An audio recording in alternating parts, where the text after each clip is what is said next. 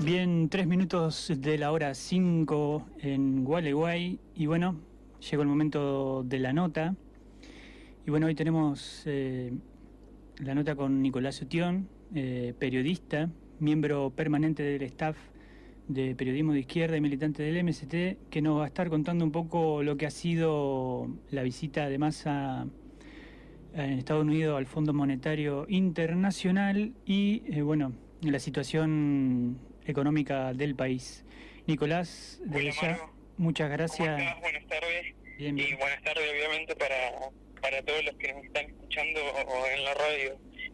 Como decís, sí, hubo semanas bastante agitadas en términos económicos por lo que fue la gira en primer lugar de Sergio Massa ocupando el cargo de superministro por todos los poderes y la relevancia que le dieron para controlar la centralidad de la economía del Estado argentino, y después, seguido de eso, la gira que también hizo Alberto Fernández para reafirmar todo lo acordado por parte de Massa con el Fondo Monetario Internacional en primer lugar, con el Banco Interamericano de Desarrollo y también con el Banco Mundial, además de un número importante de empresas extranjeras, estadounidenses, de capital estadounidense, que están ubicadas en Houston, que es donde tuvieron las distintas reuniones para profundizar una línea y una matriz económica de dependencia que solamente está puesta al servicio para recaudar dólares, divisas internacionales, y así poder pagar también la famosa deuda externa que viene generando una contracción bastante importante en la economía de nuestro país, que también lo pagan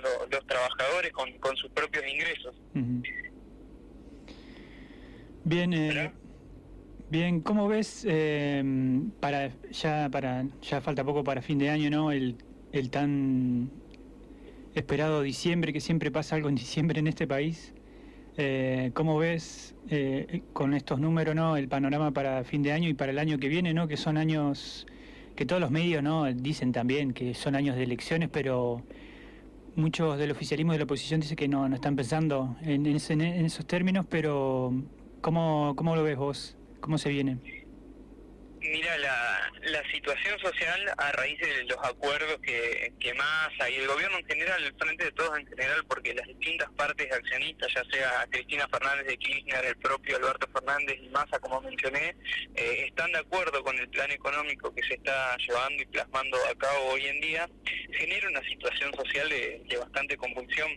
Por ejemplo, en lo que es el corazón del país, en estos días hemos visto una conflictividad creciente por parte del Sindicato de los Trabajadores del Neumático, del ESMATA, que han llegado a tomar el propio Ministerio del Trabajo, sí, con una respuesta totalmente regresiva y de alguna manera represiva también por parte del Estado y principalmente del Ministerio de Trabajo de Moroni, que hizo una judicialización de la protesta e inició causas penales para Crespo, que es el secretario general del sindicato.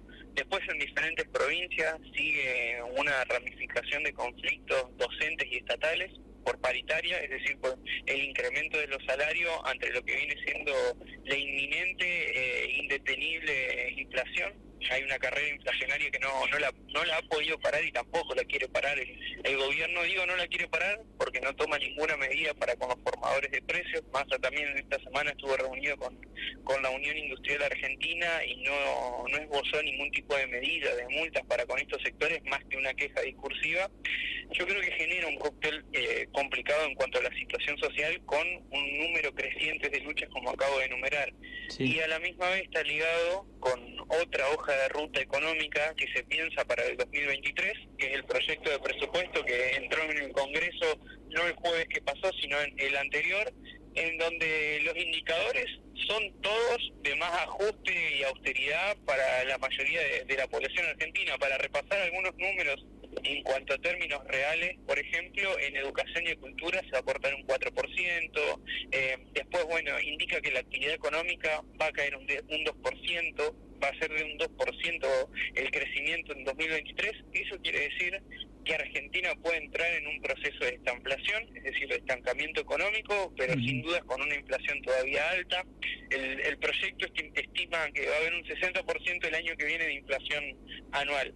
Algo que es un vericueto, es un dibujo técnico, porque hasta el propio REM, que es quien se encarga de tomar las medidas para el Banco Central argentino, estipula que va a haber un 83% de inflación Es decir, que el gobierno lo que hace de alguna manera es utilizar esa herramienta para licuar los presupuestos de salud y educación a la baja.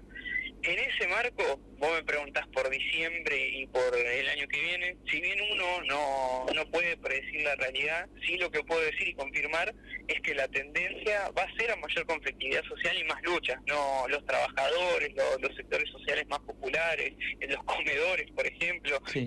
lo que significa la unidad piquetera, no se van a quedar en una suerte de pasividad porque el gobierno lo pida y entremos en un tramo electoral, ya que en 2023 también va a haber elecciones para reelección de presidentes, gobernadores, intendentes. Se estaba hablando Ajá. se estaba hablando de hacer o no las PASO también, por el tema del presupuesto que conlleva eso.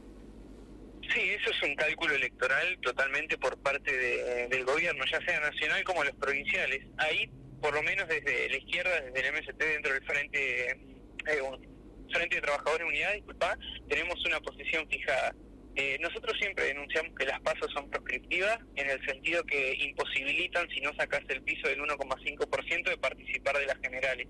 Ahora, la crítica que nosotros hacemos es que no puede ser que por un cálculo electoral los partidos del régimen y principalmente el gobierno del Frente de Todos, de la coalición peronista, decida de la noche a la mañana cambiar las reglas del juego electoral. Eso nosotros lo creemos sumamente democrático. Hay que ir hacia una discusión general democrática en donde participe la mayoría de los trabajadores, de los sectores populares, la juventud y las mujeres, en donde se discuta cuáles van a ser estas reglas.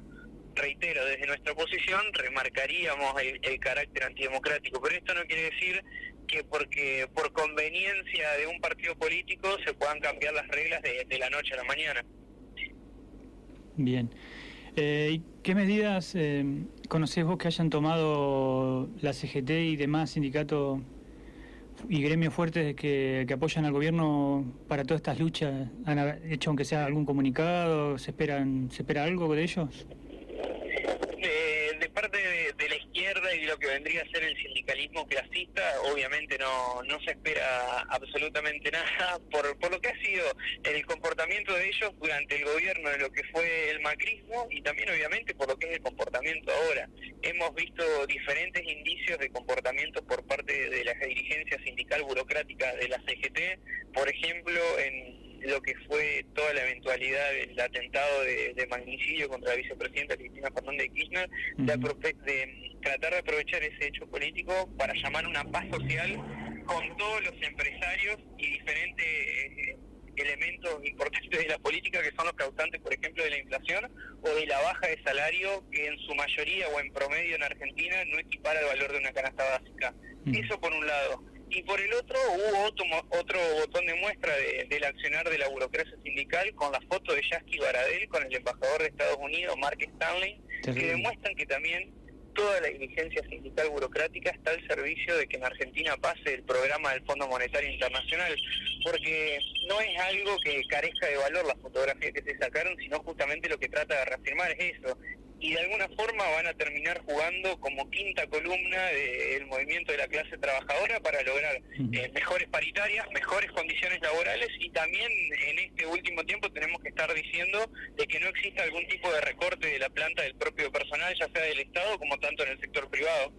Sí, no sé qué sindicalista o gremialista dijo que el embajador yanqui era más peronista que algunos de acá del país. Disculpa, Amaro, que no te llegué a escuchar. ¿Cómo es la pregunta? No me acuerdo del sindicalista que dijo que el embajador de Estados Unidos era más peronista que algunos de acá del mismo país. Sí, fue Pablo Moyano, que conforma la CGT. Eso es una demostración de lo que venía diciendo, que no se cansan de tener un rol entreguista de la propia clase trabajadora, de sus intereses y también de sus derechos, podemos decir en algún punto, porque ellos han sido los representantes gremiales que se han adueñado de las organizaciones propias de los trabajadores para hacer negociados espurios por un lado, de cuenta personal, y sin duda después de traicionar luchas, de negociar paritarias a la baja, de no estar en la calle justamente enfrentando el ajuste en curso y las decisiones que ha tomado un gobierno que cuando fueron las elecciones de 2019 en su promesa electoral habían dicho que no iban a repetir la experiencia del macrismo y que no iban a profundizar la caída del salario real como pasaron durante esos 4 años. Hoy la demostración es totalmente contraria. Por ejemplo, hay un estudio reciente de Cifra, que es de alguna manera un laboratorio social donde se hacen diferentes cálculos que no tienen nada que ver con la izquierda, sino que responden más bien a la CTA, y demuestra que en el último tiempo la torta de la renta nacional ha subido desde el 2016 a la fecha en favorecimiento a lo que son las patronales, en contraprestación a lo que sería la de los trabajadores. Es decir, la participación de la renta nacional por parte de los trabajadores ha caído en relación a la de los patronales en medio de un gobierno peronista que, reitero, ha copiado o directamente gobierna con la hoja económica de Juntos por el Cambio y del Fondo Monetario Internacional. Bien, y ya para ir cerrando, te habrás enterado, sí, habrás estado al tanto de la misa que realizó el presidente junto a Duhalde, un llamado a la paz social. ¿Qué pensás de eso? ¿Es posible solucionar los problemas económicos y el ajuste que se viene con paz social?